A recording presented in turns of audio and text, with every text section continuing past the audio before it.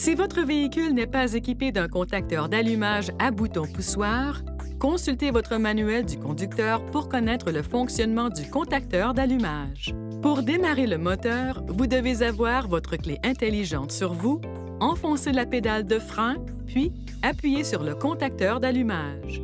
Pour éteindre le moteur, placez le sélecteur de vitesse à la position de stationnement, puis appuyez sur le contacteur d'allumage. Le fait d'appuyer sur le contacteur d'allumage une fois sans enfoncer la pédale de frein placera le véhicule en mode accessoire.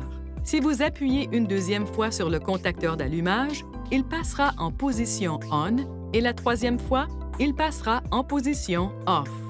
Si vous laissez le contacteur à la position accessoire ou on, divers systèmes du véhicule peuvent décharger la batterie et votre véhicule pourrait ne pas démarrer.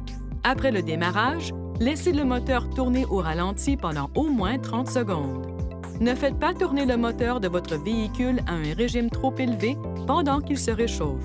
Conduisez d'abord à vitesse modérée sur une courte distance, plus particulièrement s'il fait froid. Par temps froid, laissez le moteur tourner pendant au moins 2 à 3 minutes avant de l'arrêter. Le démarrage et l'arrêt du moteur sur une courte période peuvent rendre le véhicule plus difficile à démarrer. Si la portière du conducteur est ouverte pendant que le contacteur d'allumage est à la position accessoire ou on, un carillon retentira. Un carillon retentira aussi si le contacteur d'allumage est à la position off ou de verrouillage avec la clé intelligente dans le véhicule. Assurez-vous que le contacteur d'allumage se trouve à la position de verrouillage et prenez la clé intelligente avec vous lorsque vous quittez le véhicule. Si la pile de la clé intelligente est à plat et que vous devez démarrer le moteur, assurez-vous d'abord que le sélecteur de vitesse est à la position de stationnement, touchez le contacteur d'allumage avec la clé intelligente et un carillon retentira. Dans les 10 secondes suivant le carillon, enfoncez la pédale de frein et appuyez sur le contacteur d'allumage. Le moteur démarrera.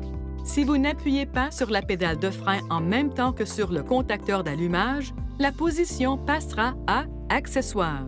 Veuillez consulter le manuel du conducteur pour obtenir des renseignements importants concernant la sécurité et les limites du système et pour en savoir davantage au sujet de son utilisation.